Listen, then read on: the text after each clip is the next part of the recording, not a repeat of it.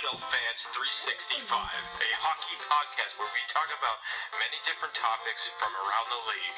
And here's your host, Boomstick.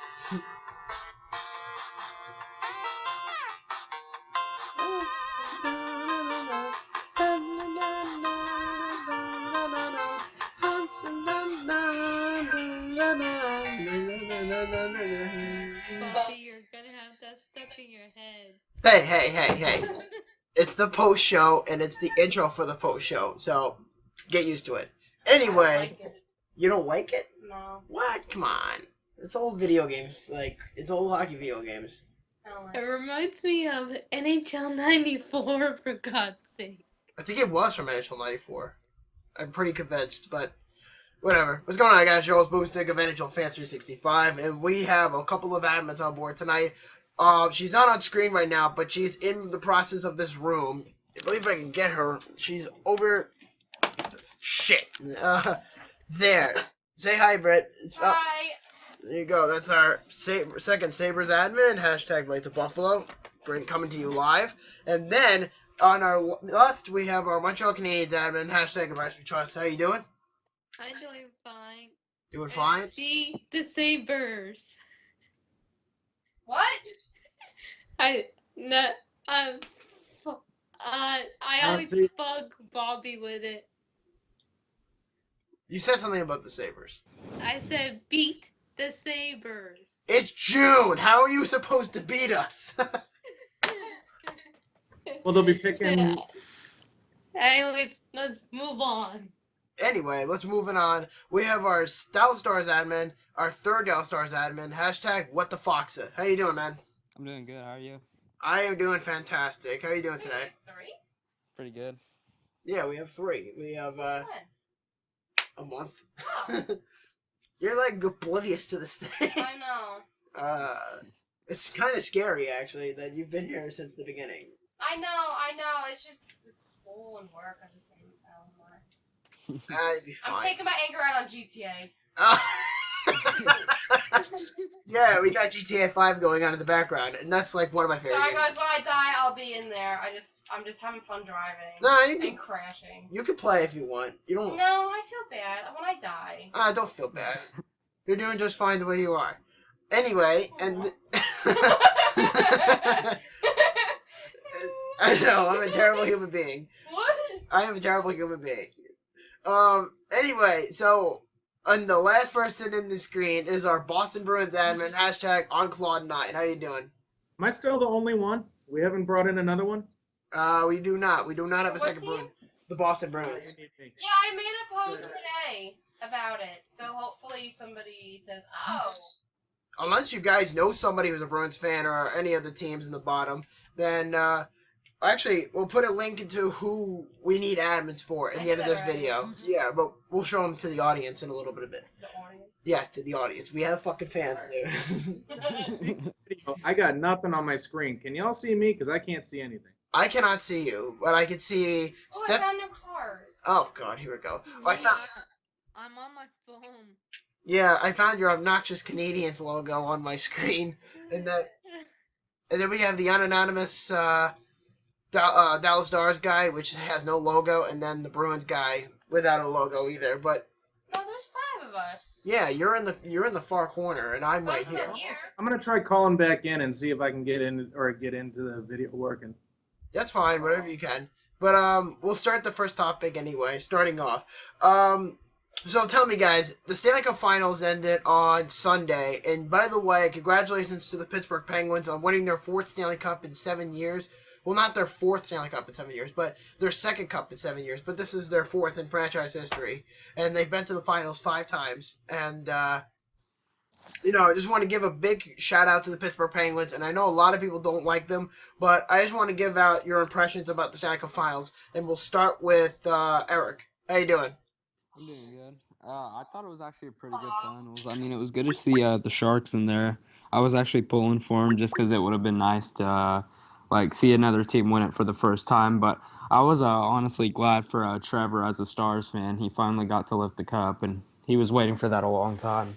Oh, yeah, definitely. I mean, there's a lot of people on that Penguins team that deserve to win the cup. You know, Phil Kessel, Trevor Daley, Matt Murray played outstanding. Nick Bonito he played great throughout the playoffs. I mean, and there was even some rumors going around saying that Sidney Crosby did not deserve to win the Conn Smythe for playoff MVP, and then Phil Kessel or Matt Murray should have won the Conn Smythe. You know what I mean? Yeah. I mean, I think out of anybody, Phil Kessel deserved it. Yeah, he did. He by far played the best on that team, especially in the last 2 rounds. Oh yeah, definitely. And I believe either this series or the last series, Phil Kessel came up in the playoff series against Washington. Yeah, he played really well against Washington. I remember that series. Oh yeah, definitely. And you know what? I'm happy for him in the end of the day. So, as a matter of fact, do you guys think the Penguins will win the Cup next year? No. Probably Doubtful. not. You guys are saying no? Not at all. Oh, I don't think so. we'll have to find out. I mean, the Penguins are going into a certain direction. And, fuck. And then, with that loud yawn of yours over there. Over there. Yeah, it sounds like a cannon.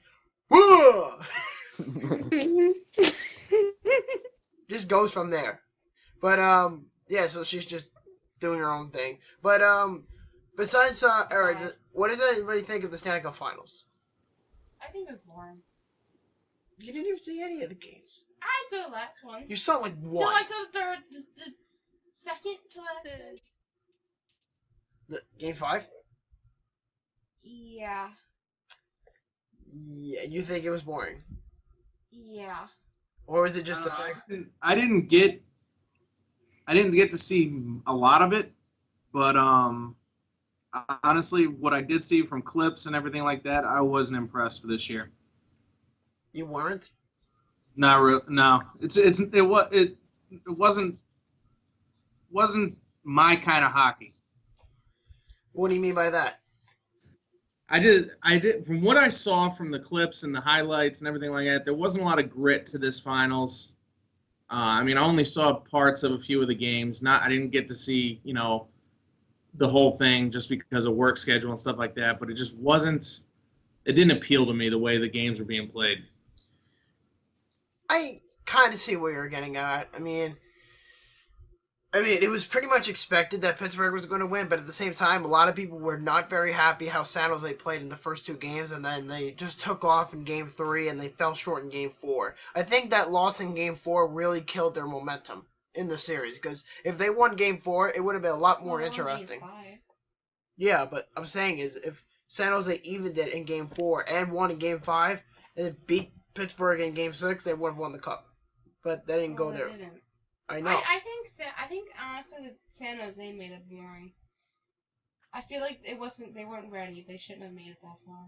Well, I mean, and let's be fair about one thing, guys. This is the best team the Sharks have put together for the last 25 years they've been around. Because all the other years they've made the playoffs, they've either came up short or they were just not ready to get past the first or second round. Usually the second round they don't get past, but the San Jose Sharks, for what they've worked for, they definitely deserve to be there this year. Oh, yeah. I mean, it's only a matter of time. What about you, Steph? What did you think of the Stanley Cup Finals? It was my type of hockey. Fast, speed, lots of shots. Heck, I'm for most of the games I was at the arena doing scoreboarding, but I keep getting updates for the final. But the hungrier the team, that's the team that wants it more. That's the way I look at it. I see. But, I thought personally San Jose they could have been a lot better than Pittsburgh, but, I mean, for what they was, Pittsburgh was the fastest skating team in the series, by far, and they've had a lot more offensive weapons. Crosby, Malkin, the HBK line. Matt Murray was great in the series. I mean, Mike Sullivan was a rookie coach. I mean, I think the Penguins, out of all their 4 cups that they've had, the Penguins, I believe, had a head coach that were rookies at that point. I think it was Scotty Bowman in 92, Bob Johnson, the late Bob Johnson in 91, and then it was Dan Bylsma, Disco Dan, and then Mike Sullivan. I mean, that's pretty much how it turned out to be from that point forward. And a lot of people have debated that Crosby didn't deserve to win the Conn Smythe, but then at the end of the day, it is what I it think is. it's because he was captain. I think so too. I mean, I think if anybody deserved to win, it was Phil Kessel. Same. That's what I think. By far, I thought. We, Or Murray was up there too. I don't know, as far as, I mean, being the fastest skating team doesn't always win you the cup. I mean, how many times have you seen a West Coast or a Western Conference team come out and just smack a Eastern Conference team in the mouth and, you know, just grind them out over 6-7 games and take it to them physically and end up raising the cup over their heads, you know?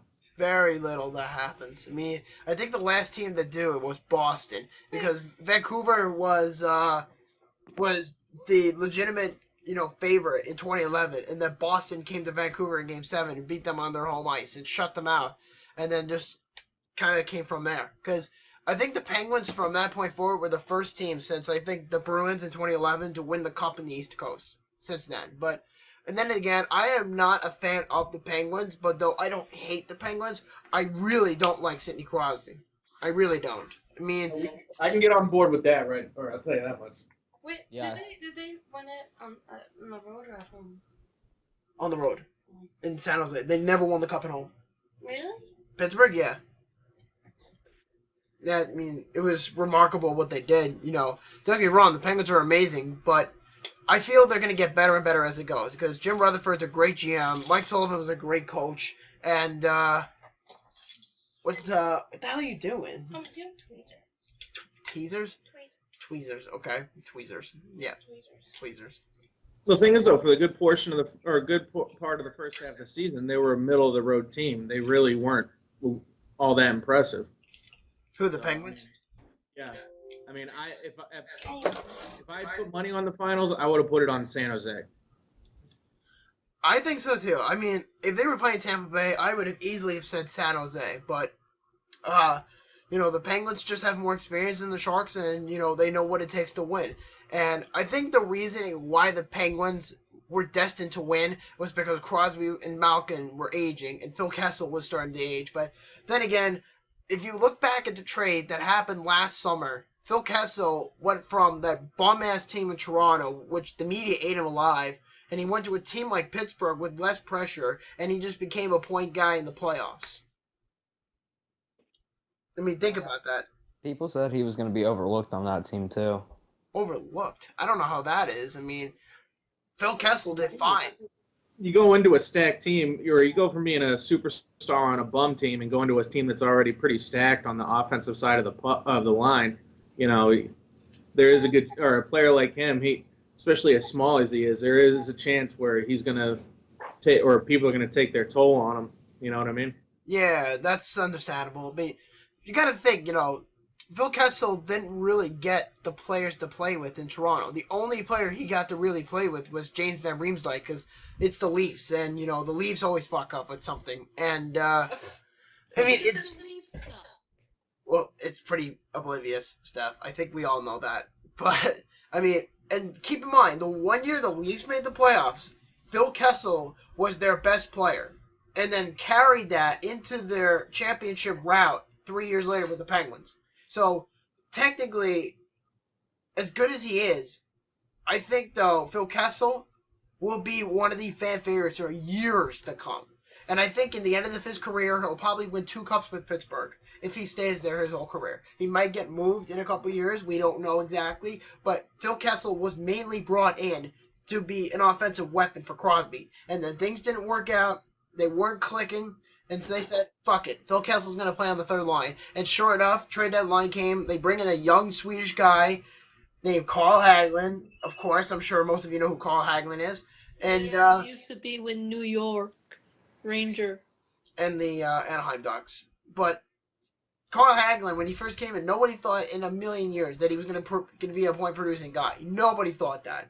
And then getting Nick Bonino over the summer as well from the Vancouver Canucks for Brandon Sutter. I mean, that was... Are you okay? Yeah, Vancouver got railed there. Yeah, right. She's just laughing at the name, but, oh yeah, you want to hear something worse?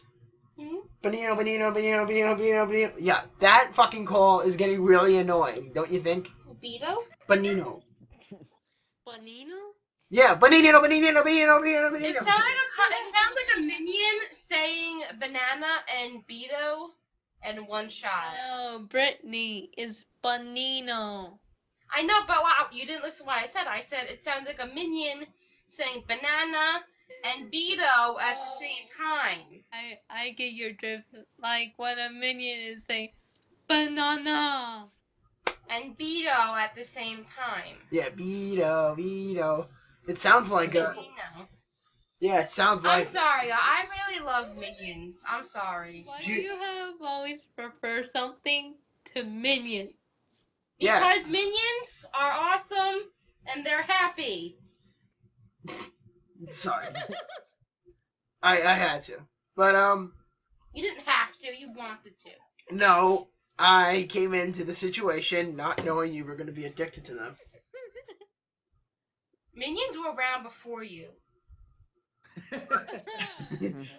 Yeah, but I was around before the minions. Not to me you weren't. Not to me you weren't. No. No, you're No, not gonna no, win this no. argument, so just drop it, dude. Yes, I am.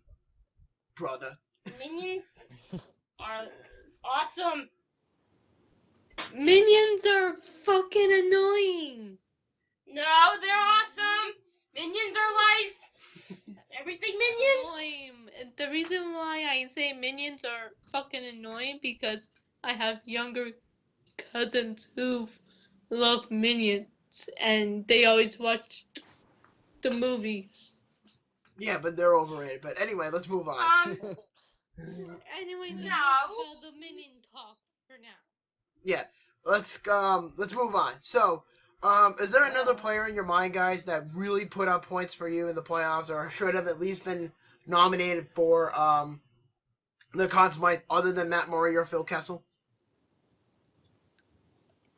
Not really, because it was, I mean, as much as, or as dominant a performance as Pittsburgh put in through that series, it has to go to someone on that team. And, I mean, there's been final series I've seen before where I could really justify giving it to a player on the losing team just because of what they did. Because it's the most valuable player to the team. You know, it doesn't necessarily have to be the winning team. You know, but they just Well, they should give it San to Jose looked like a bunch of C-team scrubs compared to them for most of that series. I think anybody who deserved to win the Conn Smythe, other than anybody on the Pittsburgh Penguins, and I think we can all agree on this, except for Brittany, is Martin Jones. Yeah. Oh yeah, dude. That dude was a freaking monster in the playoffs. The reason they made it to Game Also, 6. also give some credit. Another reason why I hate that Matt or hated the Murray. trade Boston made after they got a hold of him. Murray was also outstanding. Yeah, but I think Martin Jones was the better player. Yeah, he was. Better goalie. I think Jonesy is a little bit better than Matt Murray, and keep in mind, Matt Murray is only 22 years old, so he's in that rank. Is he 22 or is he a little younger than that? I know he's young. Yeah, I'm not sure exactly. But I think he's in his early 20s, I think. I think he's 22. I'm pretty convinced. And at this rate, with the Penguins winning the cup, which is a topic tonight, by the way, this kind of He's deflates. going to have a flash in the pan year too. You know, you never know until they actually put a couple of years against this play behind them. Definitely. And you know what? I think with the way Murray played in the playoffs, do you guys think this is a one-year wonder for him, or do you think he's going to be an elite goalie for years to come? It'll be determined once the core of Pittsburgh starts to break up. You know, players go off on as free agents or trades or, you know, retire or whatever. Once that core starts to loosen up, that'll really show what kind of goalie he is if he's still around. Well, I can tell you one thing for sure is that Bo Bennett is getting a qualified RFA contract, and as for Justin Schultz, he's going to likely hit the free agent market. And then, which leads up to my next part, is that Evgeny Malkin could be rumored to be traded to the Florida Panthers right before the draft. No, I don't think so. You don't think so? Mm-mm. Anybody else? I would see it, unless they're getting a huge return, I couldn't see them trading him. To move a player like that, you got to be getting a lot or coming back, because he's a guy you can build a team around. Oh yeah, definitely. And that's the thing. They've got 3 or 4 of those type of players on that team, and they've somehow this year they were able to get them to mesh, which is impressive. But I mean, you don't just give that guy away for the sake of a draft pick or 2. You know what I mean? Yeah, that's understandable. And another player, keep in mind, guys, is I mentioned Matt Murray earlier, like maybe a minute ago. I mentioned Matt Murray's name being kicked around as the elite starter for years to come, or could be a one-year wonderer for this guy. But another player on the Penguins that's been kicked around to be traded is Marc-Andre Fleury. And supposedly, the news came out today and said that the Calgary Flames contacted the Pittsburgh Penguins regarding Marc-Andre Fleury. I mean, they need a starting goaltender. Their goaltenders have just been awful. The whole thing with Hiller and Ramo and. Yeah, that experiment did not work out well, because Hiller, in the end of the day, went to Switzerland to play in the final year of his contract, or 3. And then you have Ordio and Ramo, and then you have what's the third guy's name? Shit, somebody help me out here. Who was the third guy? No, not Ramo. Ramo, Ordio, and what's his name? Shit, I forget his name. It's in the tip of my tongue. I keep forgetting his name. Does anybody know? I couldn't. Like the Ortio guy? No, I just said Ortio. Ortio and Ramo. No, not Ramo. There's a third goalie Calgary had this year, and I forget his name because... Oh, Hiller. I said Hiller, and then... I think that's... Ramo. Yeah, they went with that for a while, and then they went with Ramo and then Ordio, and because Hiller got hurt. So I think in the end of the day, here's what I think is going to happen. And you might think I'm crazy. Yeah, I am crazy. I think Calgary is going to get Marc-Andre Fleury, and then in free agency, they're going to acquire James Reimer. That's what I think. They're gonna have 4 goalies? 2. Because Ordio and Ramo have to go through waivers. Well, but the only thing is with Pittsburgh, like, do you think they're willing to gamble with Matt Murray next year? They're willing to just this was his rookie season. I think, though, in the end of the day, if they do gamble with Murray, I mean, the way they performed in the playoffs this year was great. But the biggest weakness from the Penguins' perspective is their defense, and they need a depth defense. They do. I mean, you can't just rely on Olli Mata, and you can't just rely on Chris Letang. And Justin Schultz played okay in the playoffs, but he wasn't the best guy. Wait, what? Connor Sheary, he played well. Yeah, but he's not a defenseman. Oh, he isn't? No, he's a forward. Yeah, Vinny's like... Yeah, what are you doing over there? You okay? Yeah, my back is just hurting. Oh, that sucks. But, so let's talk about this real quick. If the Penguins were to get rid of Malkin, where do you guys see him going? Probably to a team that needs help. Florida. I see Florida taking the shot. Florida, Toronto. No, Toronto's definitely not getting Malkin. I don't see them, if they're smart, they don't send him inside the conference. They send him west. I mean, put it like this. Because the contract is going to stay where it's at next year. I think it's going to be going down $4 million. So it went from 74 to 70 million in the cap. So this doesn't really help them. And next year, the arbitration for the salary cap is going to bite them. So they got to do something. I mean, look what happened to the Bruins a couple years ago. They traded Johnny Boychuk to the Islanders, and he got what he needed, and the Bruins just started to fall off.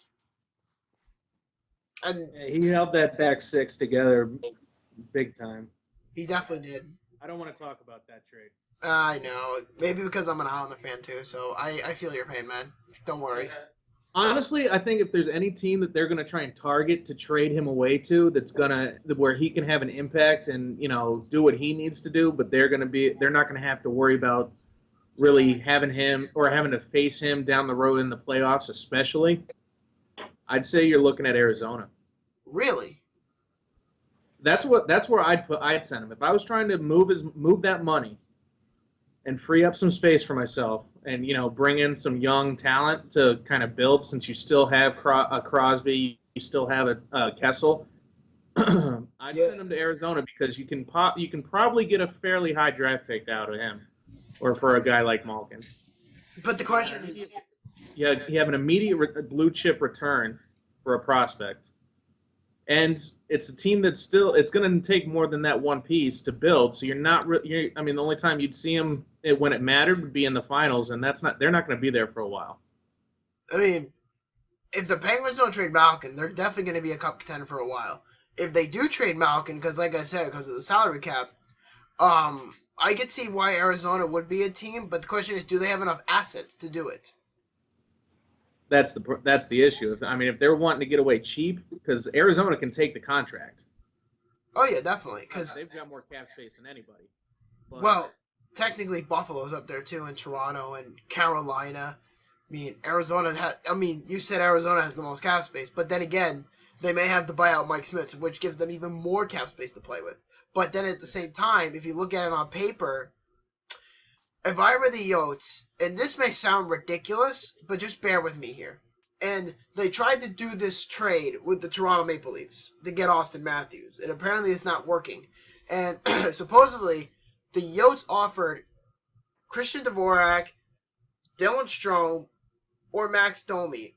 One of these two, out of the three I'm mentioning right now, would go to the Penguins, along with 2 first-round picks, the 7th overall and the pick they got in the mid-20s from the New York Rangers. I'd make that trade, but I'm not a GM. I'm not a GM either. Wait, what were you gonna say? Those are 3 guys that could realistically play top 9 minutes in the Pittsburgh system. That's true. And you've got the offensive weapons. That's goes without saying. It's just whether or not they think that adding that one player and then those 2 prospects are really going to give them the same punch that Malkin gave them by himself. Oh yeah, absolutely. Come down to. Think about it, because we all know Malkin is an elite goal scorer. He's 30 years old. He's proven to be a clutch player in the playoffs. So it's only a matter of time before he gets traded. And I know he hasn't. And keep in mind, if Evgeny Malkin is carrying a $9.1 million cap hit for the Pittsburgh Penguins, so they're just at the cap. And then you have Crosby's contract too, and they're trying to move Fleury's. So with that said, I think the Yotes can take the trade. Like I said, those 3 prospects, trade away 2 of them, and the 2 first-round picks, send them to the Pittsburgh Penguins. But the question is, do you guys think, out of those 3, who should they give up, and do you think that would fit with the Penguin system?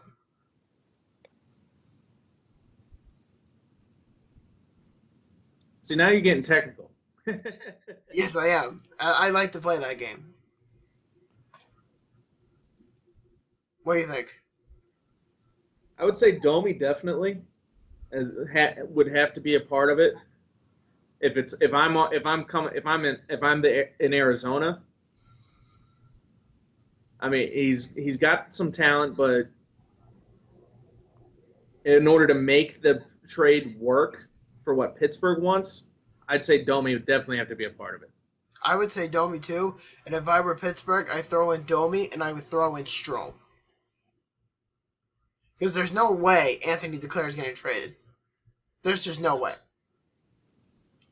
How many years does Malkin have left on his contract? On his current contract? Let's find out. We're gonna take a little quick trip to the internet. So I got my mouse ready to go. So let's go find out now. Clicking on now. Just wait. That's got to be something too, because a team that really that's gonna make the trade to get him or give Pittsburgh enough to take him away. They've got to really, they've got to have the cap space for the near future, depending on how long his contract is. But they've got to be able to build immediately to make themselves a contender to keep him around. Because if he hits a free agent market and he's still playing at the same level in the next 2-3 years, they're going to lose him, hands down. Oh yeah, definitely. But then again, you got to think about strategic wise. The Penguins have to be very careful when they make this trade. If they do. Let's say scenarily they do. And, if Domi or whoever they want in that trade, if they make the deal with AZ, it's a matter of time before they ask for money.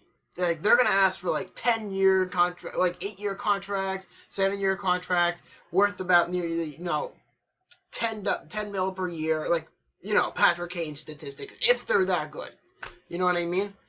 I think the one where I want to see Malcolm go, if he does go somewhere, and it will never happen, but one player I would like to see him match up with and play with would be Ovechkin in Washington. I think the two of them playing together would be deadly. Oh yeah, definitely. But about Malkin's contract. So Malkin will not be a UFA until 2022. So he's got a good approximate.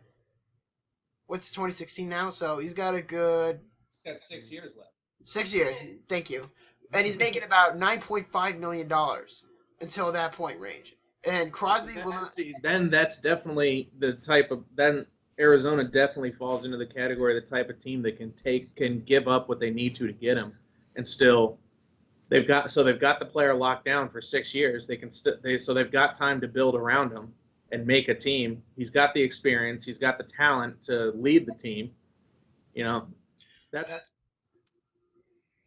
is true from what it is. I'd say Arizona would be top contender, at least up in the middle of the race when it comes to talks if they're really looking to move him. Yep. And then also, because I'm on GeneralFanager.com, not only does Malkin leave in 2022, Sidney Crosby is locked in until 2025, and they only have approximately about $2.4 million to play with in the cap. And then Phil Kessel is not a UFA until 2022, and he's making about $6.8 million. And as for Crosby, he's making about $8.7 million for the next... 2016? So the next 9 years, he's going to be with the Penguins for pretty much the rest of his career. So unless he dies or pulls a Savard. Doncic's contract is going to get moved. Ponger's contract is going to get moved. Arizona, by the way, made a trade today, and apparently they traded for the rights for Alexander Goligoski in exchange for a 2016 fifth-round pick. And apparently there were reports saying that Goligoski and his wife are going to be traveling down to Arizona next week to bid on him. And if they don't come to an agreement, then there goes that fifth-round pick for next year. Yeah. That's for sure. So I think we talked about the Penguins long enough. You know what I mean? I think it's time to move on to another topic. So let's just kind of keep it going from there because we've been talking about the Penguins for a while. So let's just go from there. Bobby. Yes? There's another topic that you forgot to add. Which is? Kopitar is the new Canes captain. I was going to get to that, but thank you. What are you, a fortune teller? Are you a mind reader? Maybe. Yeah, and supposedly what Steph said was that Anze Kopitar was named the 14th captain in Los Angeles Kings history, which leads another thing, is that Drew Doughty is the new assistant captain to Anze Kopitar's core. Yeah, I think that's a bad move. You think why do you say that? Kopitar's talented, that's for sure. He's probably the most talented player on that team by far, but talent does not automatically mean you're a leader. That's true. You could be talented all you want. Like Crosby, his rookie year, he was made captain. I don't care if you're the best player on the team. You're as a rookie, you don't belong wearing the C on your jersey. Crosby wasn't named captain until he was 21, and he came into the league as an 18-year-old with Mario Lemieux.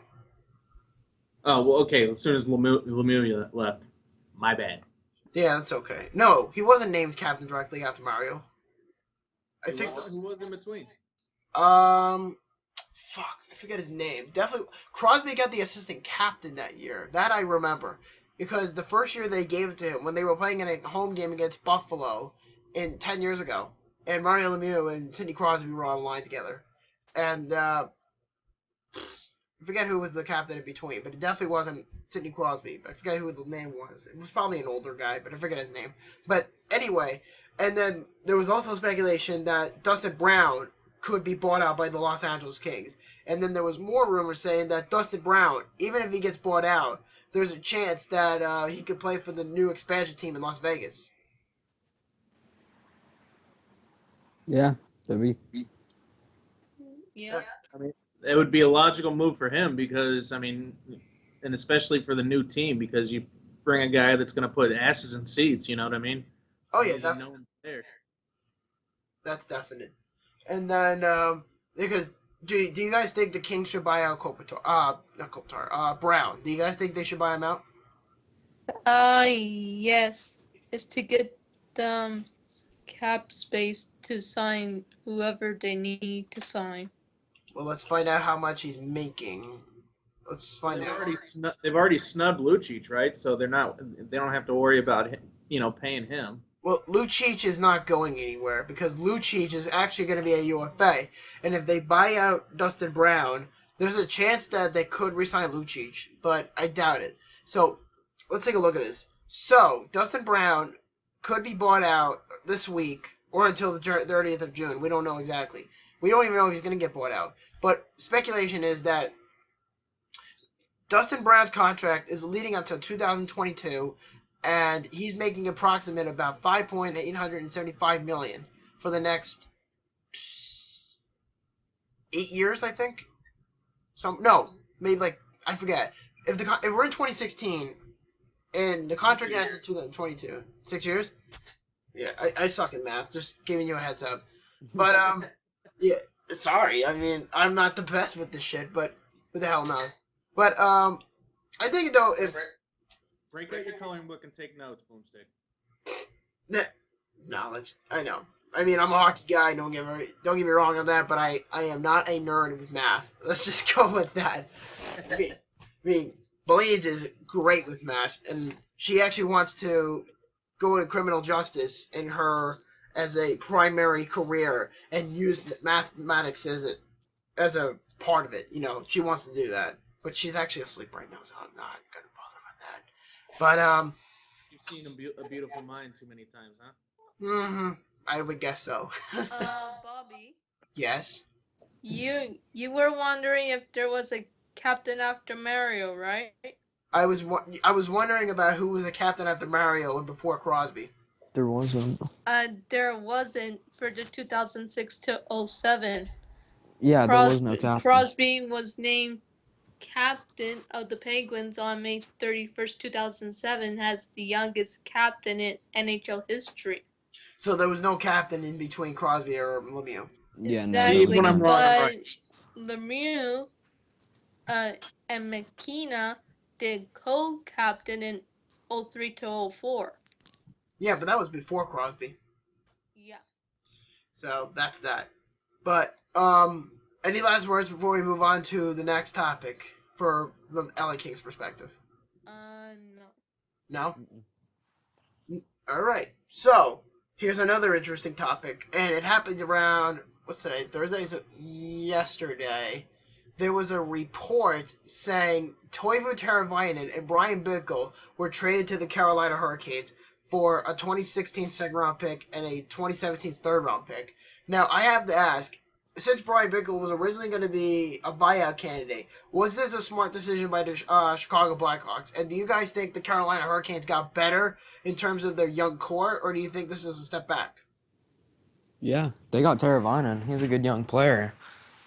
I mean, he's the big prize in this trade. He's like the big piece of cake in this trade. Well, the cap finally caught up with the Hawks.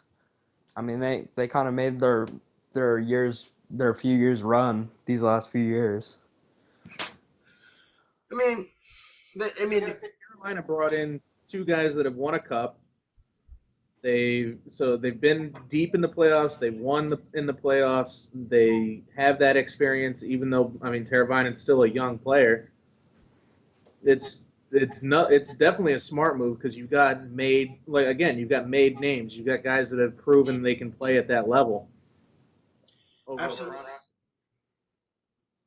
Absolutely. And you know what? You have Teravainen, Elias Lindholm, Victor Rask, and Jeff Skinner all in one team. That is 4 players the Hurricanes are surrounding themselves with. And then on top of it, they have Jordan Staal. So it's 5 players on your team that you could build the team around. And then more news came out today from the Carolina Hurricanes, and approximately Cam Ward is being re-signed for 2 years, worth about $6.6 million. Yeah, I heard that earlier. What the fuck are they doing? There's like legitimately like 3 good goalies in the market this year, and then yet they could have just released Cam Ward. I mean, to be fair though, this was one of his better seasons in the last 5 years, because Cam Ward has not been like elite level since the year he won the cup.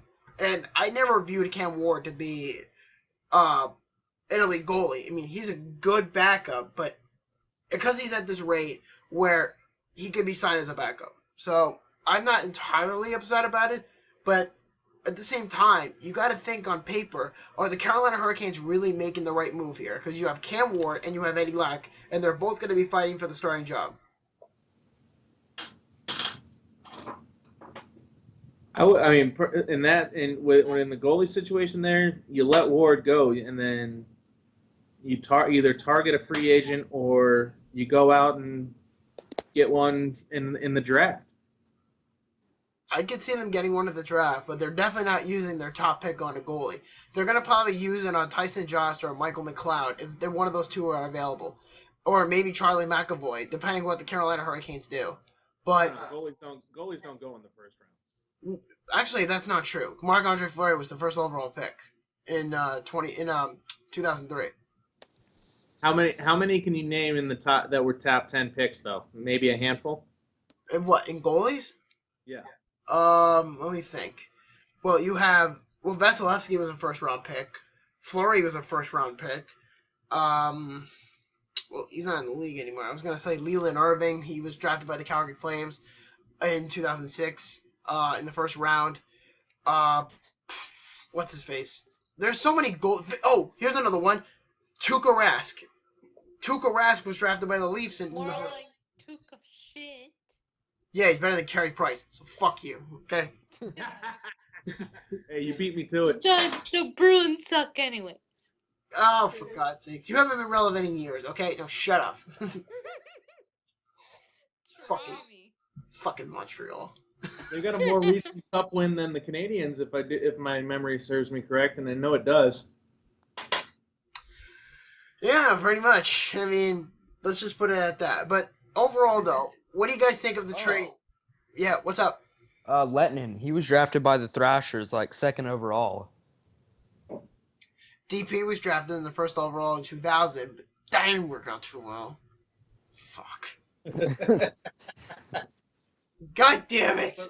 But either way, that's still, what, maybe 10 that you can name off the top of your head? They're not, and all but a couple of them turned out to be nothing.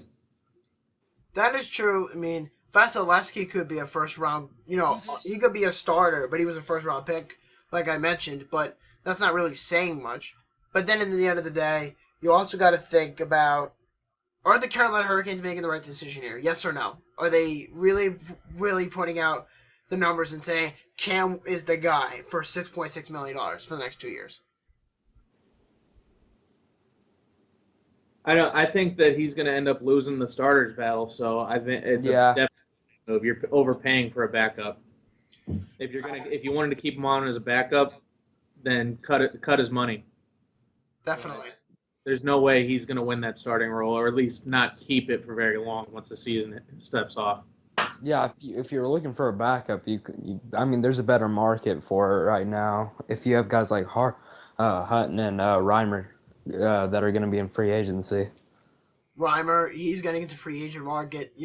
I actually had the Hurricanes getting him in free agency over, release Cam Ward, bring in James Reimer, and then have him compete with Eddie Lack. That would have been a very good goalie competition, but that's not going to happen. So, I mean, if they just took, if they really just wanted Lack as the starter, they could have signed Hutton. I mean, they could have, but only time will really tell what happens, because the only real team here that really fucked themselves over with the goalie situation is the Carolina Hurricanes, and they're trying to build something off it. And I'm going to say this right now: if the Carolina Hurricanes were this serious about being a playoff contender, they need a legitimate number one. And Cam Ward is like a Marty Brodeur 2.0.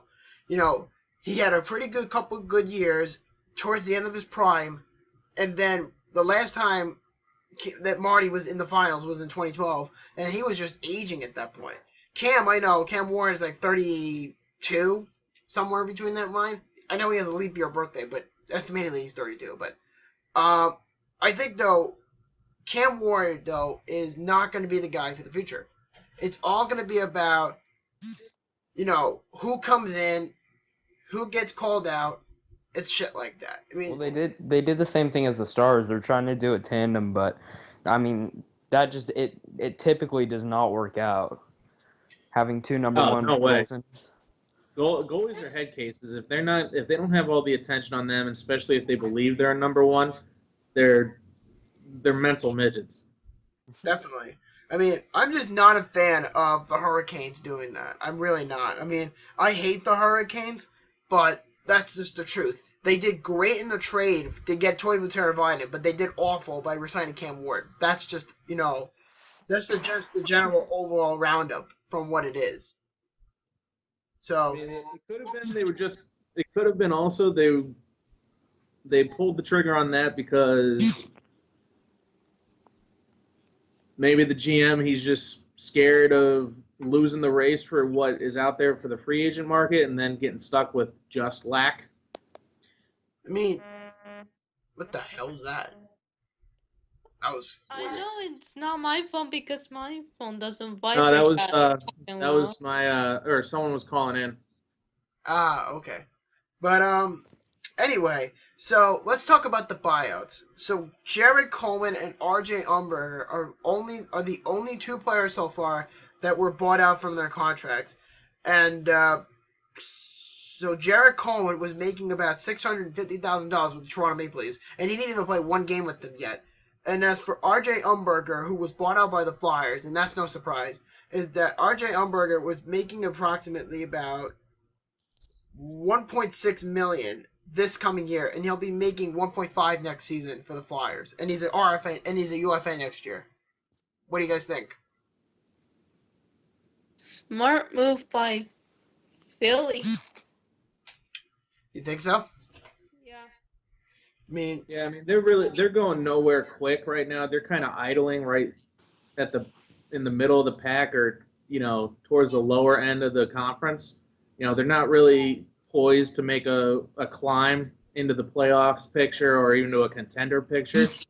So, I mean, even freeing up 1.5, 1.6 million by getting rid of a player like that that's not really producing or that kind of paycheck or what deserves that kind of paycheck, you know, get him out of the way. You move in someone or a younger kid that you can get on the cheap, coming up out of the AHL or even someone coming out of the draft, you know, that they can actually put a lot of faith in. yeah, that's They're true. going to be rebuilding for a couple of years. I don't know about rebuild. I think they're going to be a wild card team for the next couple of years because the Flyers did make the playoffs. They have the players that they want to build around. You know, they have Quadra, they have Wayne Simmons, they have Jacob Voracek. You know, the goalie situation is not the best in Philly, but I think they're trying to only do what's best out there for them. I mean, Mason and Neuwirth are not your goalies to win a Stanley Cup, and I think the Flyers can do better by getting rid of Mason or Neuwirth. I think they're going to trade at least one of the two. I think they're going to keep Neuwirth and then trade away Steve Mason and bring him in as a backup to whoever he might get traded to. But it's only a matter of time before everything comes in and just crashes down in Philly.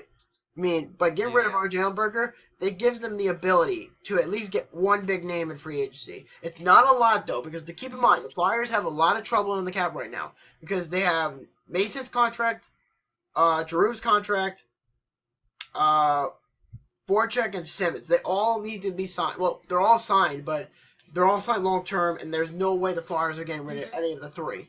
That's just wrong. And on top of that, Shane Gostafair is an RFA this year. Thing is, though, they haven't for the last couple seasons. They've got the talent. There's no doubt there. They've got a lot of talent on that team to actually. They should be playing in the top third of the division. That's the way I see it, just based on names and and players alone. forget the goalie, forget who the coach is, but they don't play well together. They Absolutely. haven't been able to bring someone in that can actually put those guys together and make them a winner. I mean, to be fair, David Hackstall, when he first came in from North Dakota, he was kind of like a rookie coach. He didn't know any real experience as an NHL coach, and then all of a sudden he took this mediocre Philadelphia Flyers team and then took them to the playoffs. Just like that. I mean, to be fair, they were playing the freaking Capitals, but they might have had a shot at somebody else. But at the end of the day, whether they made the playoffs or not, the Flyers were just going to get knocked out. They were not the strongest team. But to be fair, they did put up a fight against Washington in the first round.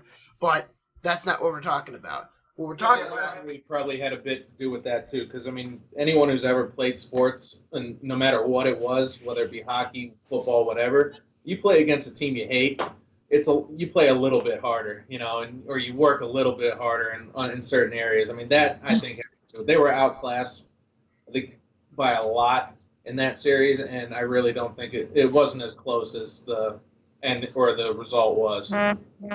Oh, definitely. And I just think, though, as much as I don't like the Flyers, I think they're going to do okay in free agency. It's only a matter of time. So, that's that. And let me see if there's anything else to talk about. I'm sure there is. There's plenty of things to talk about. One thing I definitely have to say is the Tyson Barrie rumors. There was speculation that Tyson Barrie was supposed to be traded. However, Matt Duchene is on the trade block. So, does anybody have any real impressions here what's going to happen with Matt Duchene or Tyson Barrie? And from what I know, Nathan MacKinnon is the only player on the roster that is untouchable.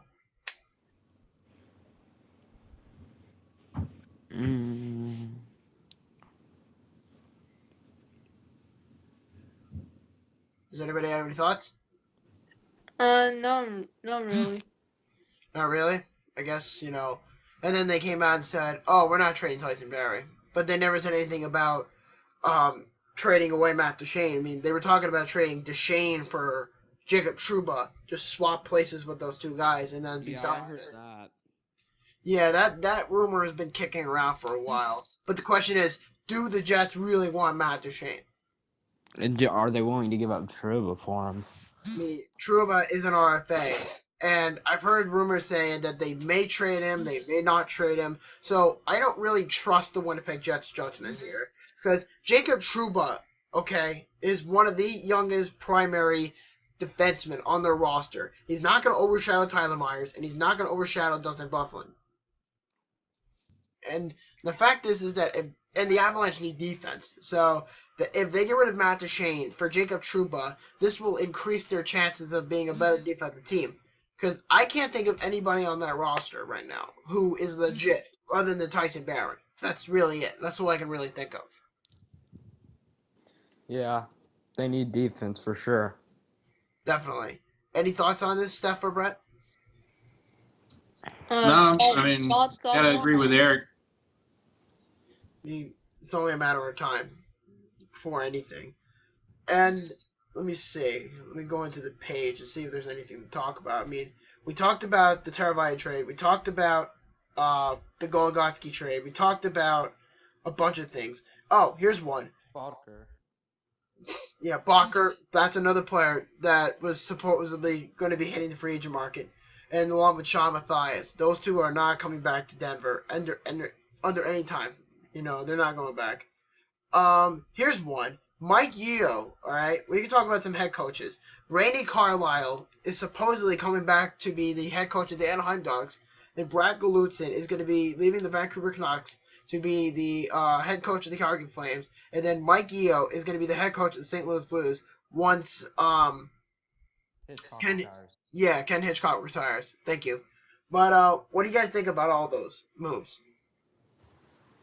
I mean, it was a smart move by the Blues to lock up Hitchcock for his last season, than to have actually like an experienced coach like Yeo actually come in. I see, but do you think Mike Yeo is going to be successful once Hitchcock retires? If he watches and learns this season, And because Hitchcock's proven that he can take that team and make them play well. He actually models his coaching style or just kind of goes with what Hitchcock has in place and doesn't try and reinvent the team or the scheme when he takes over, then he should at least have a couple of years where the team is still playing well. But if he tries to reinvent the team as soon as he takes over because it's his, then he's gonna crash and burn. Oh yeah. The thing is, I'm not a big Mike Yeo fan. I never liked his style. I never liked how he handled himself. I never how he took his anger out on the team when absolutely not needed. Let's think about it, because he had a few temper tantrums with the Minnesota Wild. The players lost his, confidence. Nobody gave a shit about Mike Yeo anymore. They were just losing it on him. And then they just left him in the dust, and then John Torchetti came in, took him into the playoffs, and then they bring in Bruce Boudreau and Scott Stevens, so that certainly helped them out for sure. And then Mike Yeo is now an assistant coach for St. Louis for a season, and then Ken Hitchcock goes, and then he's going to bring the same bullshit that he did in Minnesota to St. Louis. And I don't think it's going to really change anything, to be honest. I don't think it's going to really matter who he coaches. It's just the same crap, because David Backes is leaving. They got to resign Jaden Schwartz, and then the St. Louis Blues are just right now in this uncomfortable environment. Maybe because of Ken Hitchcock retiring, David Backes wants to leave and then go for the Cup because he's not getting any younger. So it's only a matter of time before things get out of hand in St. Louis. And there's been rumors about Shattenkirk being moved. Yes. Apparently, there's rumors saying Toronto wants him. Boston is in play. Arizona's involved. Buffalo's involved. Edmonton's involved. And I think Philadelphia was actually the team involved, from what I understand. I fit in well in Boston, personally. Yeah, there's been a lot of stuff about him. They're thinking he's gonna be sent there. He's gonna be sent to Boston on draft day. Yeah, I don't know And Brett, as a Bruins fan, if you were just given the offer as a general manager, if you were given the opportunity to get Kevin Shattenkirk on the Bruins, what would you as a fan, would you give up for him? Well, they don't have a third-round pick this year. I think a first-round pick is definitely overpaying for him. He's good, but he's not.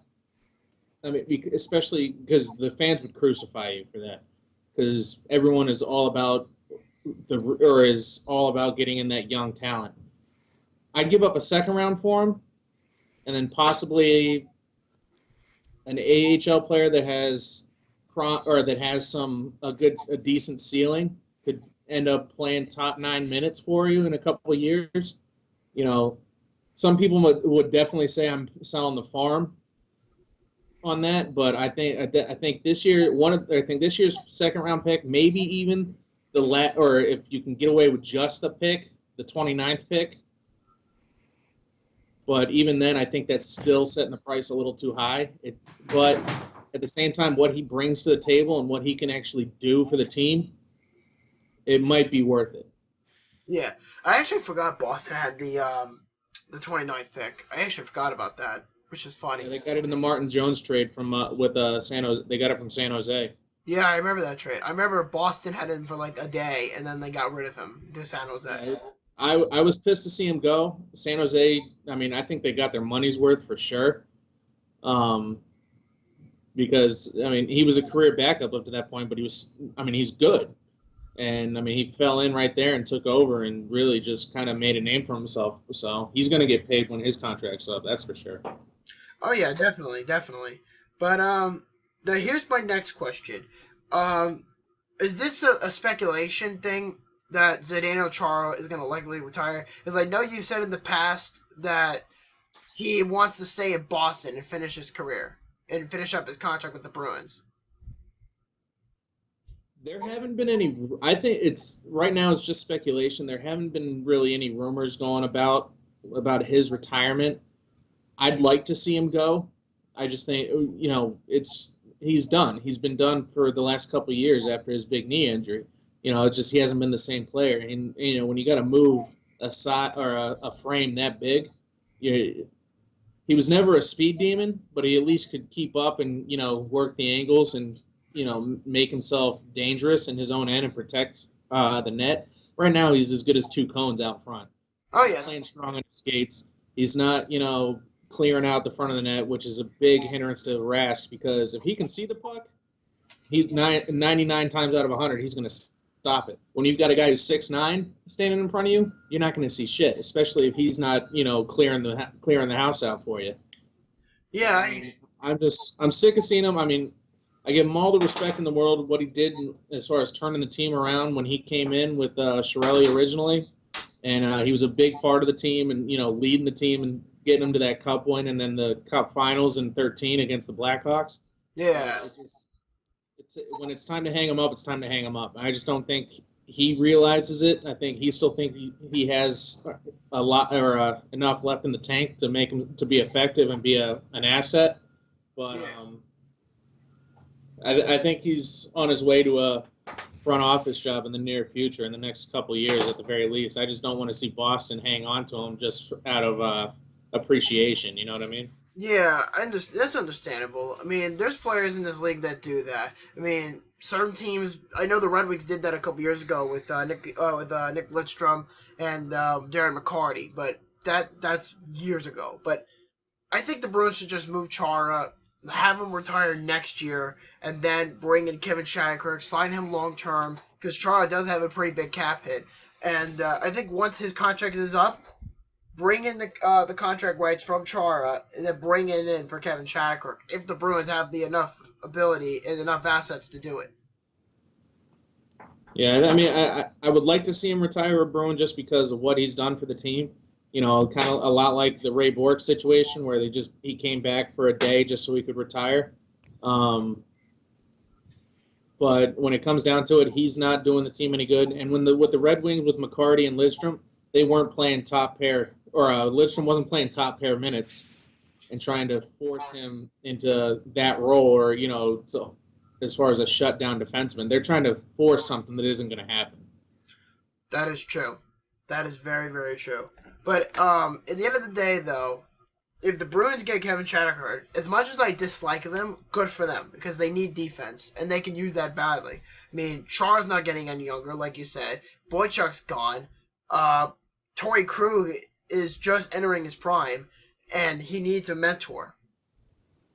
The thing about Krug, he's just so undersized. And he's not as quick on his skates as a lot of those smaller guys are. I mean, he's got some burst speed, but he doesn't have that kind of he's not a puck mover like a lot of the smaller defensemen will be. Yeah. And he can't, and he definitely can't play offense because he can't match the forwards for speed. And he just hasn't been able to wait. Everyone kind of figured him out after that first season. I mean, the kid's awesome. He plays with a lot of grit for being as small as he is. I love to watch him play.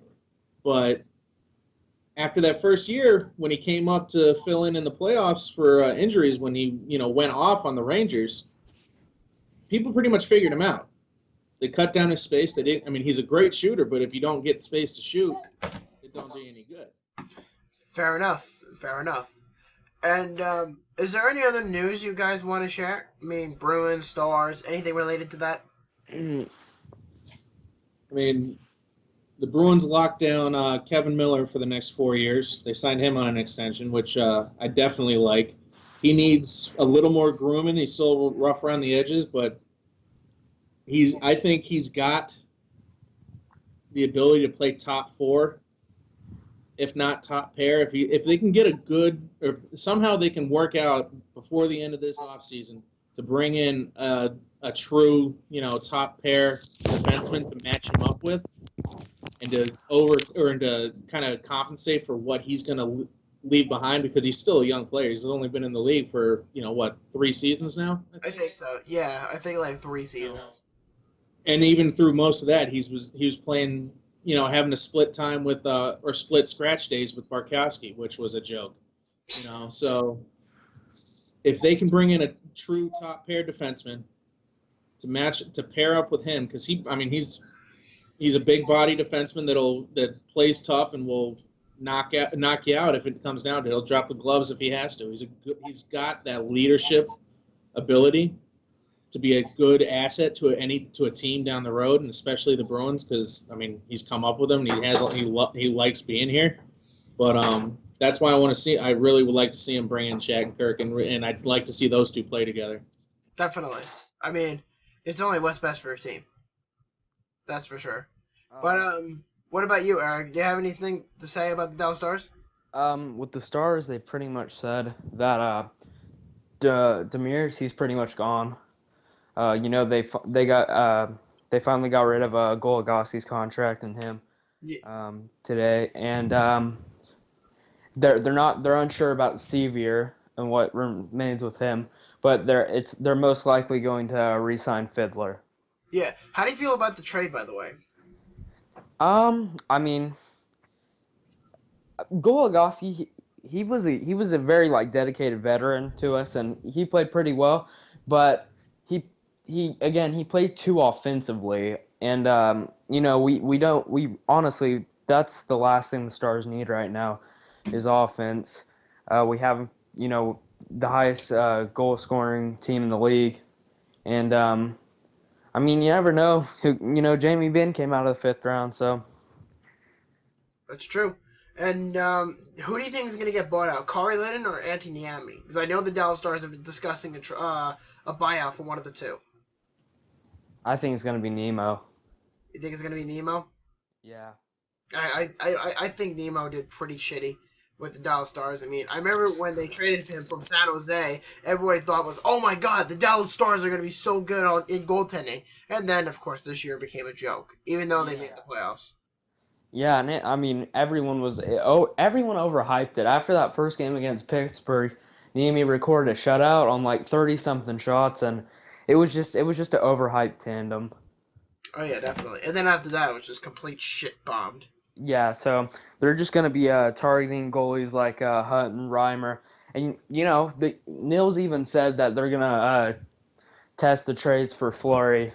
So Yeah, I heard that too, but what would Dallas give up for him? I mean, it would probably be something on the offensive side, maybe a bottom 6 forward and a few picks. Because Dallas has a lot of young D-men, and they think they're pretty much going to be set with D-men, and if they, acquire one more piece, and they have a really good young system built in there with some of the guys like Alexiak and a few of those other guys, so. That's fair. I mean, it's only a matter of time before the Dallas Stars actually become a legit cup contender. They need a goalie. I mean, they also need defense, considering that Chris Russell was statistically the worst defenseman in the NHL. Yeah, no, and again, I didn't really even get to see what he could do, but personally, he's too small the way he plays in front of the net for the Stars. He plays, I mean, I know he's a smaller guy, but the way he plays at the net, in front of the net, I mean, it's kind of ridiculous.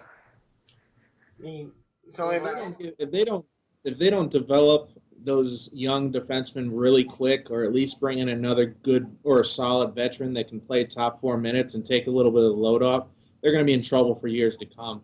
I mean, goalie situation they got, they've got 2 proven veterans or guys that have had good years, but when they had their good years, they had a solid team in front of them. I mean, they've got plenty of scoring, but when you get into shootouts every game and it's just going back and forth, you live by the sword, you die by the sword, and they showed that this year, definitely. Oh yeah, definitely for sure. The tandem was just awful. Yeah, I've actually heard of rumors saying that Buffalo and Dallas were talking trade regarding Cody Franson. Oh yeah, I heard that. I didn't even want to mention it. Yeah, please take him. The Sabres don't need his crap. Please. And you know what? Boston, be very lucky you didn't take him. Be very lucky. He could. You Boston's never know. In the same Boston's running into the same issues as, or a lot of the same issues that Dallas is having as far as from the blue line back. They just don't have a good defensive core. I mean, Boston was top 10 in the league when it came to scoring goals last year, but Rask being in. I mean, I still would consider him an elite goaltender as far as league wide goes, but he definitely had an off season. But he saw way too much rubber. That's true. And the thing that the Stars did right on defense was going out and getting a veteran like Oduya, because he's going to help develop some of those young guys, and he's very overlooked for sure on the team, but he's a great player. He played really good this year. Definitely. Yeah, and here On my roster on NHL 15, so if that's any indication, I like him. that's true. And I forgot to mention this on the show, and I wanted just to bring this up really quick. Is remember when we were looking back, guys, about the what's its face? I don't think we mentioned him. Steven Stamkos. Did we mention that on the show yet? No. Well, I have some pieces of information about that, and you guys are gonna probably think I'm fucking crazy and thinking I'm making this up. And Rumor? No, not that. Okay. No, but though he is on Buffalo's radar, I'm not taking that away from them. No, I know he wants. That's his second choice. Buffalo is gonna be the second choice. People think he's gonna go to Toronto, but here is the good kick in the fucking balls. Get ready. I heard on TSN. Okay, I was listening to this on my phone because I live in Long Island, and the only way I get to listen to them is on my phone. And supposedly there was a rumor saying that the Toronto Maple Leafs are willing to pay $10.5 million to Steven Stamkos. 10.5 for the next 8 years. That is ridiculous. Yeah, that makes Lundqvist's contract look small. It makes Kane and Taves look for Taves and Kane's contract look like crap. Better yet, it makes Ryan O'Reilly's contract look like crap. I don't know. I don't believe in 8-year contracts, period, when it comes to hockey players, because there's so many things that can go wrong. Playing the game, I mean, he blows out a knee and he's never going to be the same again. It happened to Mark Savard. Yep. I mean, and Stamkos, is he worth $10.5 million a year? I don't think so. I don't think so. Not for 8 years. No. If you've got the cap space and you can make it work for, say, 4, I'd do it. Absolutely. But the question is, what it comes down to is Stamkos going to be a mercenary and just go for the money and not go where he thinks he's going to win a cup? Because Toronto needs a lot more than Steven Stamkos to be a contender. Yeah, they would just be doing another Phil Kessel routine right there. Oh my God! Don't even get me started. I feel bad for Phil Kessel. I mean, when he was with the Leafs, I felt bad for him, even though I despise the Leafs. But logically, when he went to go to Pittsburgh, and he got less of the pressure off of him because the media ate him alive, I'm just afraid for my life that if the Leafs were to get Steven Stamkos, does it make sense? Let me ask you this logically. Let me ask yourself this question. If the Leafs take Austin Matthews, because he is a center, does it make sense for them to get Steven Stamkos? Because, and here's my question, and here's my next theory. If the Leafs are actually, quote-unquote, serious about getting Stamkos, draft Laine or Puljujärvi, first overall, mostly Laine, and give the second pick to whoever takes Austin Matthews, whether it's Winnipeg or Columbus, whatever. Mostly Winnipeg, but if the Leafs are this serious about getting Stamkos, trade that pick or don't. Goalie, they're starting goaltender. Toronto's? Yeah. Right now I think it's Bernier and Garrett Sparks, but then there was rumors about James Reimer going back to Toronto, and I don't know what that deal is all about. But if Steven Stamkos goes to the Leafs, his careers are done. His days are over if he goes to Toronto. Oh, they're going to break him. They're going to run him into the ground. If you sign someone 8 years, I don't know why he would want to sign someone like that for 8 years. Play for that shitty franchise. And then on top of that, the Leafs have so many young, talented prospects. You have Mitch Marner. You have William Nylander. You have, what the hell's his name? Marner, Nylander, Matthews. That's another one. And They need to bring in. Bring in an offensive player that's a veteran that can actually show those guys how to play at the NHL level. Because after they cleaned house last year, they looked like a bunch of. They just all those young players. They don't know how to play the NHL hockey. no, they don't. And But that's, that doesn't matter. He's not going to go win a cup there. Honestly, let's be realistic. If he's getting paid $10.5 million, like they're just not going to develop their defensive core or their goalie. yeah. And I've been talking to Brittany about this for a while, and she's wiped out. But when I've been talking to her about this for a while, and she's like anti about this. She's completely anti Stamkos right now because she doesn't want to see the Sabres overpay for one guy because down the line the Sabres are going to need the cap to possibly pay Evander Kane, although I think he's going to go within another year or two, because he is a UFA in 2018. So let Evander Kane go in 2018, re-sign Eichel, re-sign Reinhart. They have to re-sign Ristolainen. They're going to let Gergensons go. They're going to let Peasant go. And then they bring in a guy like Steven Stamkos. So it can easily go different ways. You could put Eichel at center, Reinhart at wing, and then Stamkos at center. So, and if he goes to Buffalo, he's going to play center, no matter what the circumstances are. And this might kind of balance it out a little bit. Do they trade Sam Reinhart, which I don't think they will, and there's certainly under no circumstance are they trading Jack Eichel. I actually heard a rumor saying that Jack Eichel was going to get traded to Boston after his RFA contract is up, and I'm like, that's bullshit. And I think any real hockey fan or with any common sense knows that Jack Eichel is never leaving the Buffalo Sabres. He is the future of that team right now. He's not Steven Stamkos, where he's just going to go where the money is. And if the Tampa Bay Lightning are this convinced about signing him, buy out Matt Carl. Just buy him out. But then, and here's the best part.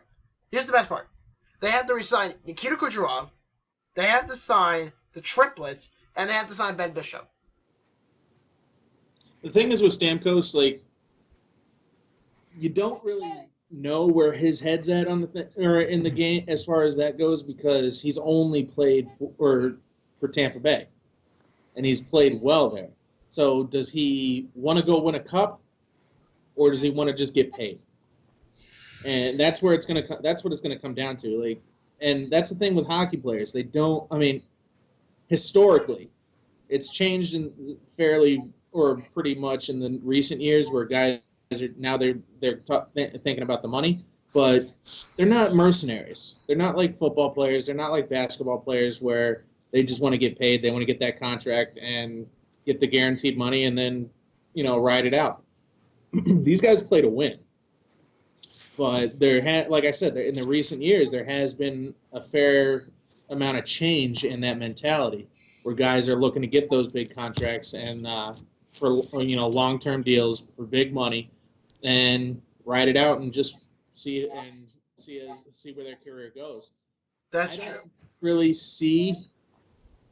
I can't really say 100% that I think Stamkos is that kind of guy.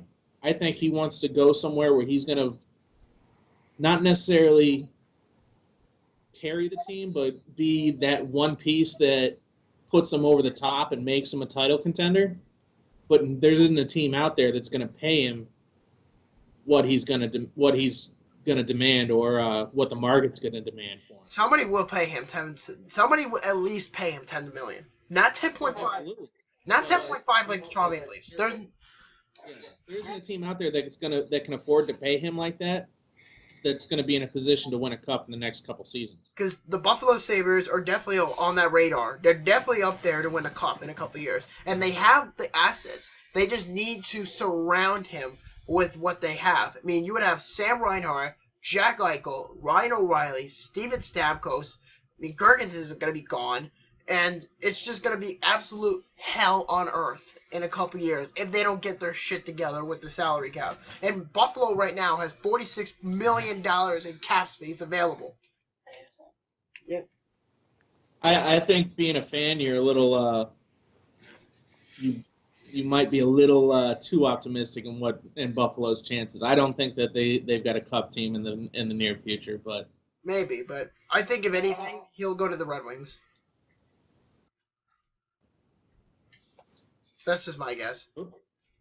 Stamkos. What about whole Taylor Hall thing. Oh my God, the Taylor Hall story. Yeah, there's supposedly rumors going out saying that Gergensons and Pezic and the 8th overall pick, along with 2 picks, are involved going to Edmonton for Taylor Hall and the 4th overall pick. And if they get the 4th overall pick, they're going to likely take Alexander Nylander. I mean, do you want Taylor Hall? I don't mind, but they need help on offense. They're not getting enough scoring because Molson hasn't done shit all season. Gergensons wants nothing to do with the Sabres. And, I mean, realistically, I would love Taylor Hall to come here, but the price to pay for him is going to be a pain in the ass. You have to give up Rasmus Ristolainen, and you have to give up Sam Reinhart. Because you're not going to just get away with a bag of pucks for Taylor Hall. That's just common thinking here, guys. I mean, if anything, I would suggest maybe dating with the Columbus Blue Jackets. Try to get the 3rd overall. If he's available, either take Patrick Laine or Jesse Puljujarvi. I heard Puljujarvi may go to Winnipeg at 2nd overall. If the 3rd is still available, trade it with Columbus, get the pick, take Laine, and be done with it. That's what I think. But in reality, I think that's the bottom line. I'll be right back. I'm going to take her outside and continue the discussion from there. So, what? You what? Are you still recording? Yeah, we're still recording. We're just stay here. Alrighty then. Good night, guys. Yeah, Blades is going, guys. So I'll be here. I don't get a hug. Come on, what am I, chopped liver? Oh, you're Wait, recording. she's leaving? She's been such an important part of the conversation. So. Shut up! I fell asleep. I've been up since 5 o'clock. I'm tired. Okay. I haven't been to bed since Wednesday morning, so. It's Thursday. That's a problem. Yeah. What? Bye. Bye. She's fine. Anyway, sorry about that. I am not going outside. I'm gonna say goodbye. And that's what that is. But anyway, so on to the next day. I think though, in the end of the day, the Red Wings are gonna get Steven Stamkos because I feel if the Red Wings trade Pavel Datsyuk's contract, it's gonna be mind-blowing for them. They're going to try to buy Jonathan Ericsson, and they're going to try to move Pavel Datsyuk's contract because there's chances of him going to the KHL. Yeah, He might be the piece they need to really be. I don't think they'll win a cup, but they'll make a deep run if they can bring him in. I mean, you put Larkin with him though. And then you have Larkin and Anthony Manta. Don't forget about him.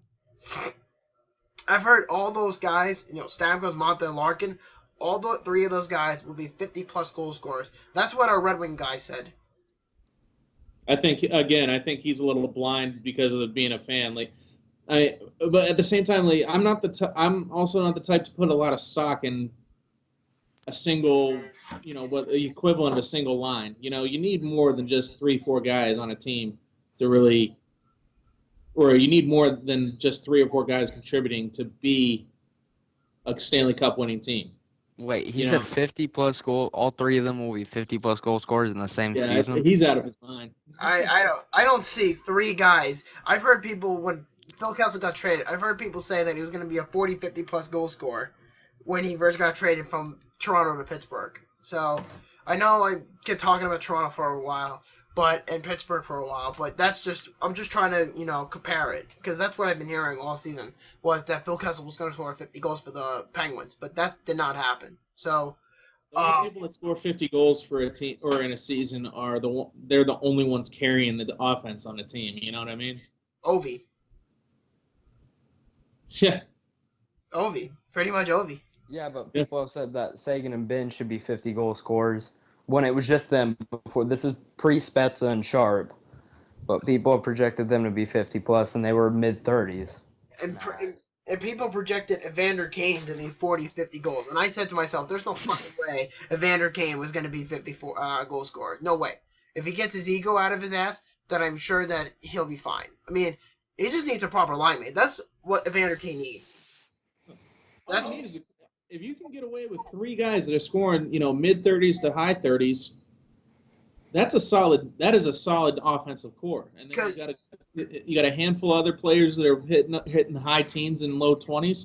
That's a high-powered offense. You know what I mean? Yeah, definitely. That's all you need. I mean, I'm not just saying this because I'm a fan of the Sabres, I'm saying this because this is statistics, and people are saying that Jack Eichel could be a 30-plus goal scorer within the next couple years, but he can't carry this team by himself, and I understand that heart, and I completely understand that. And believe me when I tell you this, the Buffalo Sabres, as far as I'm concerned, are not going to leave Jack Eichel to dry. They're definitely not. I mean, that's for sure. Here we go. Let me read this to you. I'm just going to read this out to you. I have the NHL app, by the way, in my hand. I'm already on the website. So, Jack Eichel played 81 games and had 24 goals and 32 assists and 56 points. Sam Reinhart had 23 goals, 19 assists, and 42 points. And Ryan O'Reilly played in 71 games, had 60 points, had 21 goals and 39 assists. And Evander Kane had 20 goals and 15 assists and 35 points, which isn't really a lot. And he only played 65 games this year. So Evander Kane didn't get to see a lot of ice time in Buffalo this year, but at least from what we know, he's able to score goals. And I think that's the thing that a lot of people overshadow to look at, is that Evander Kane is a goal scorer, and he can be if you put him with the right players. And that's why I think, and I'm not being biased about this either. I'm saying this because I'm a Sabres fan, and I'm not just saying that because I'm a fan, but I'm saying this in terms of analytics, is that if you put him with the right players, he's going to be a point-productive guy. I'm not saying he's going to be McDavid. I'm not saying he's going to be Crosby or anybody like that, but he's going to be a top 6 forward in this league. That's what I think, if they set him up properly. Eichel, you mean? Not Evander Kane? Eichel and Kane. I mean, I think you're reaching to say Evander Kane's going to be a top 6 or a top 6 across the board, or top 6 on the team for any team. For any team. That's two different things. Top 6 in team. On Buffalo, top Yeah. 6 forward? Yeah. Absolutely. Okay. I was thinking you're talking, top 6 across the league. No. Yeah, I misread that. Evander Kane, absolutely. He's a top 6. He's a top 2 line forward all day. He's just had too many off-ice problems really lately. That's what's been the whole deal with him. Yeah, in Winnipeg, but he's in Buffalo. The only thing that people really been bitching about him at was the one time he missed practice. And then people were like, you guys lost the trade because he missed one practice. I'm like, Jets fans, please stop talking because you don't know what the fuck you're talking about. All right, I get that he took you guys... What's up? I said, of course they don't. They're Jets fans. They're such assholes. I mean, not all of them, though, to be fair. Not all Jets fans are assholes, but when you talk to a Buffalo Sabres fan about Evander Kane, they are so fucking, blind to the situation. They booed at him in the game against Winnipeg, in his first game back in January. And then you have him getting 2 assists in that game. So that right there worked pretty well for his advantage. And then people think Stafford's better than Kane. And then people say Myers is better than Bogosian. And I'm thinking, are you guys crazy? Bogosian can at least hit. I know he had injury problems the last couple of years, but Bogosian can at least contribute and at least can hit physically. He's a physical defenseman. He's a bigger guy, too. He's not taller than Myers, but Myers is a turnover machine. The only advantage this guy has is his size. And that's why when you look at defensemen like Myers and you look at defensemen like Chara, 2 big guys right there, combined, they're great with their size, but they're not the best with puck possession. It's that simple. Yep. Yeah, It's not. that's true. It's not even comparable. I'm sorry, it's not comparable. And I'm not talking crap about Boston either. Don't get me wrong. No, I 100% agree. That's the problem with a lot of Boston fans. They get such tunnel vision. They either, and I'll be the first one to criticize the team over a stupid move, but people will crucify Julian or Chiarelli, or even they're ready to nail Sweeney to the cross because of his trades at that he made at the deadline last year. I thought he made the team better, and and as far as I was concerned, it was a good move that just didn't work. The team didn't hold it up and work it work in the long run because they didn't make the playoffs. But I think they had the pieces to do it. They just didn't have enough behind it going into that or the tail end of the season where they could really coast. And they ended up playing a lot of teams that were hungry and still, either wanting to play spoiler or still in the hunt. So,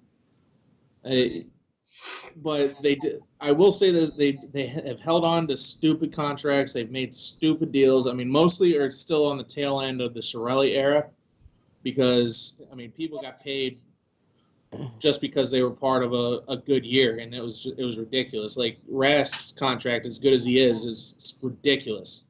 Chara's was ridiculous. Bergeron's is going to be Is Bergeron even signed yet, or? Bergeron got a big extension right before Chiarelli got the boot. I don't know. I don't follow the Bruins, so I would have to ask. He had a 7 or 8 year extension that year. Yeah, Krejci got a big extension. They're working on getting Marchand extended right now, but I don't think Sweeney's gonna. I think Marchand might be expecting a contract similar to Bergeron or Krejci or one of them, but I don't think Sweeney's gonna give it to him. I don't think he's gonna stay. I really think if any team in the league is gonna pay that kind of money to Brent Marchand, I think a team will likely take him. Arizona would likely take him. Florida will take it. I think any team, under any circumstance. I'm not saying the Bruins won't sign Marchand, but they're at the cap floor, and they have to be very careful who they pay for. They have to. You have Brad Marchand, you have David Krejci, and then you have I don't know if Torrey Krug's signed or not. Is he? I think he still has a couple years left. I think he got an extension last year. That's what I figured. I saw that last year. Yeah, I think Marchand will stick around. I think he enjoys playing here. I think a lot of it has to do with I'm not sure exactly how many years he has left. I know I think he might be going unrestricted after this next season, and that's why they're trying to get him inked in now. I think really what it comes down to, if Julian goes, I think Marchand goes, because the two of them. Marchand likes Julian. Julian coaches a system that Marchand likes to play in. He's not.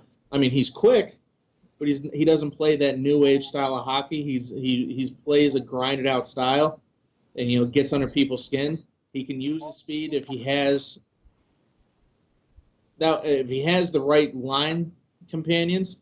He can use his speed to make him or to take advantage of that. Like that's why they were so good when the year they won the cup. Recchi, Bergeron, and Marchand.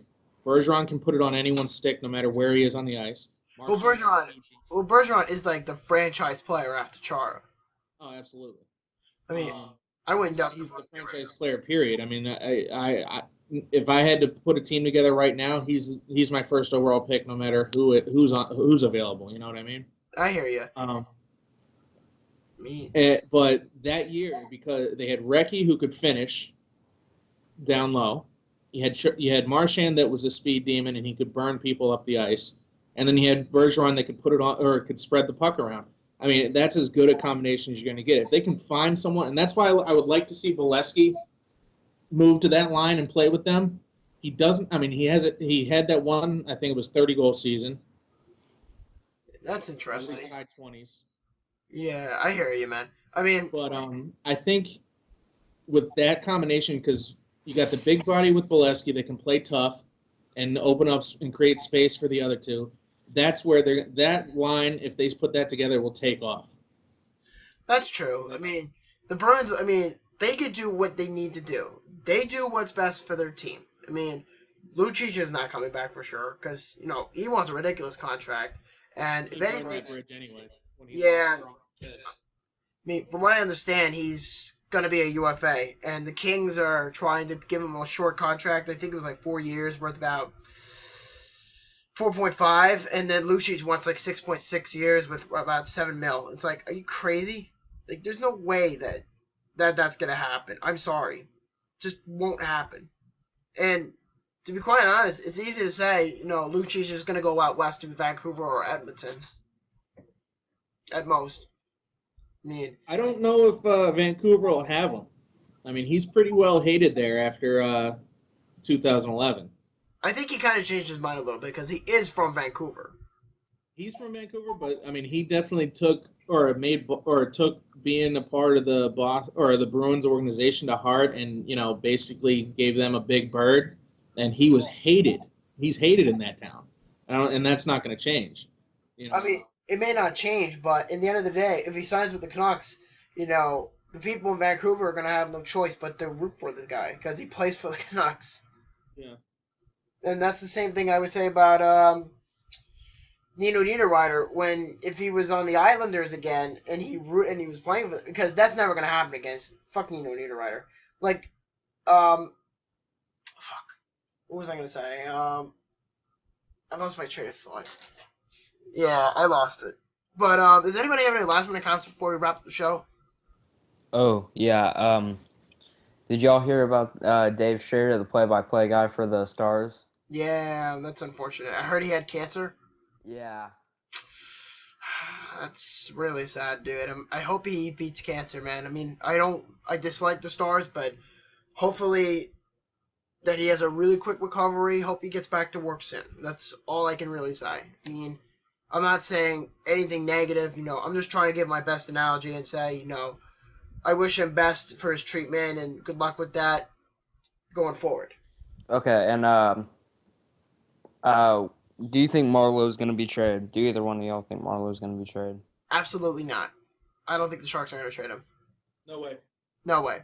I mean, why trade a guy? They're going to try and. I don't know. I don't think they're going to necessarily try to change their style of play, but they're going to definitely try and keep as many pieces of what they got now together to make another run.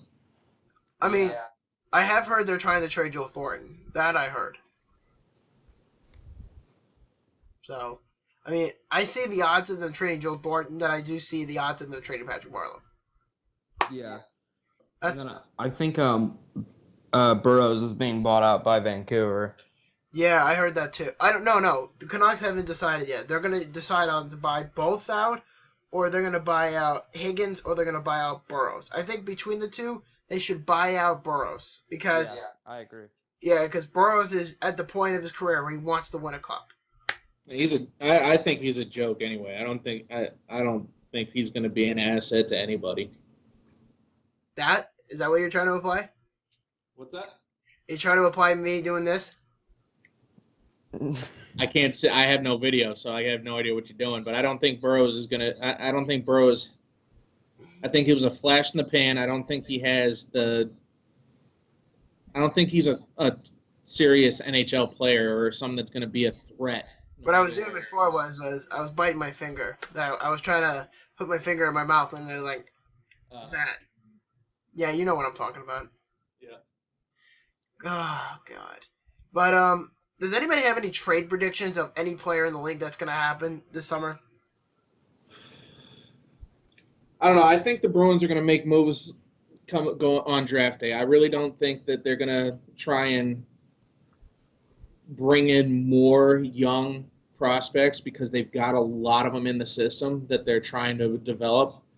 I really don't. I think they're going to target a guy or someone that's been in the league for a few years that they can get at a fairly cheap price and really come in and impact the team immediately. At least that's what I want to see them do, because that's what Sweeney kind of has a history of doing. Like, I mean, look at the trade deadline last year. He brought in guys he thought was going to make an impact now and get them over the hump and at least, not necessarily be superstars, but someone that's going to get them over the hump and get them back in the playoffs.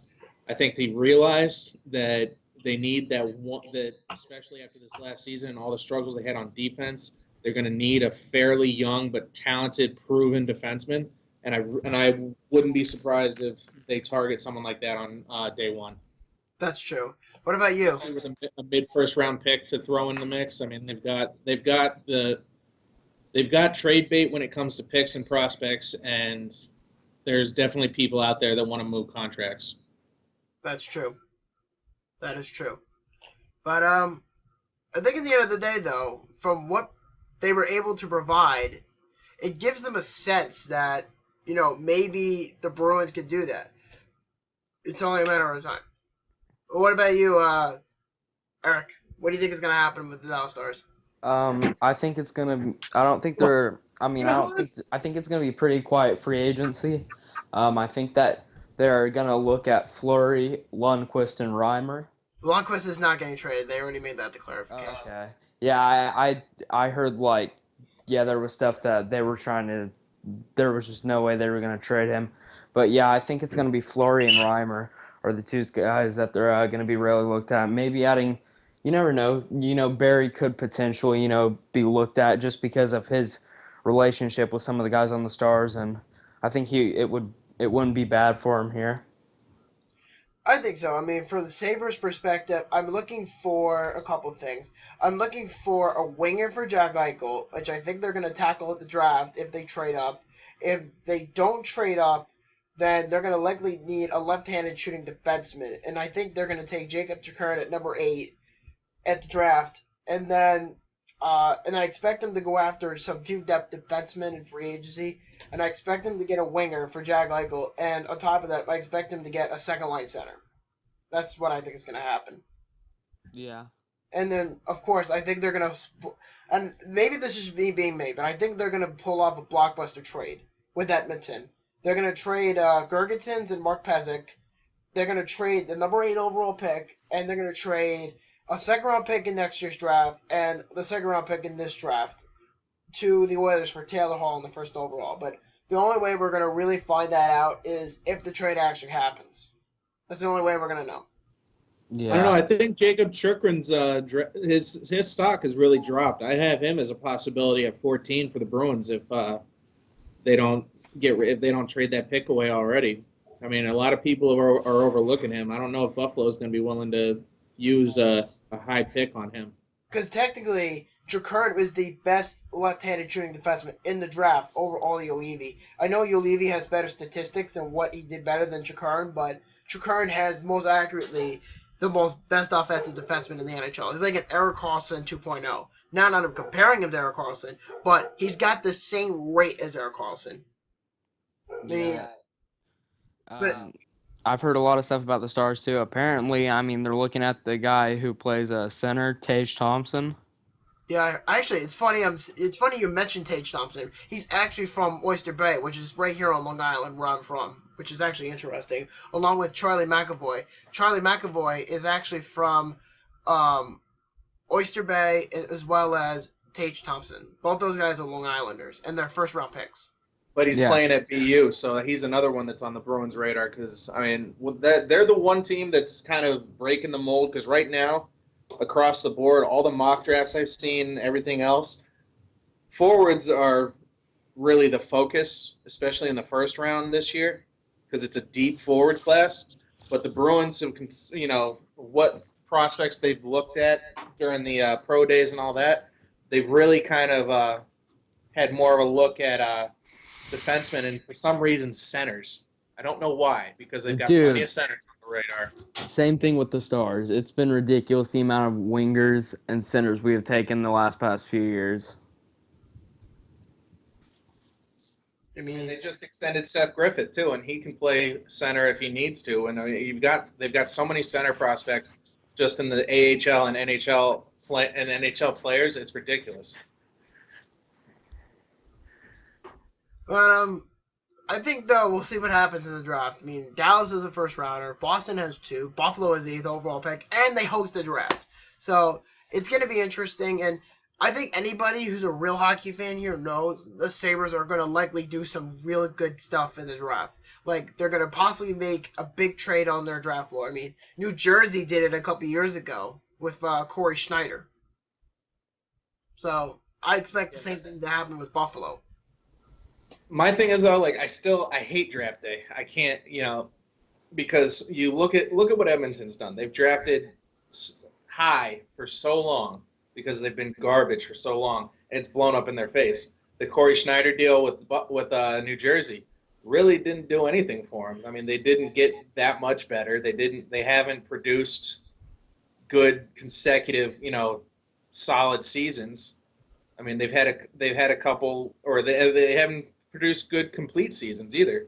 I mean, A lot of people talk about draft day and get excited about it. I'm not one to really put a lot of stock in it. I want to see players that have actually been there and done that. You know what I mean? Yeah, I hear you, but New Jersey statistically did better than last season. Not this year, but the year before. They did much, much better. And Ray Sherrill is in New Jersey, so anything can happen at this point. So, I think that's it for tonight, guys. I know it's a little long, but you might as well just take what we have here. You know what I mean? Because it's kind of late, and we're gonna wrap up the show. I know Steph left early because she had to go to bed for some reason, and Britt left a while ago. So I just wanted to wrap up the show. We had a really nice, fun little podcast going on, so that's all we can really say. And we appreciate you guys for listening and watching us do this live. And we want to wish you all have a good night. And this is your host, Boomstick, the head admin of the Buffalo Sabres. And Brett, who would you like to tell us one more time? I'm on Cloud 9. And One and only Boston admin. yes, sir. And what about you, Eric? I'm WhatTheFaksa. I'm one of the 3 Dallas Stars admins. Yep, and that's that. And we will see you guys later. Peace.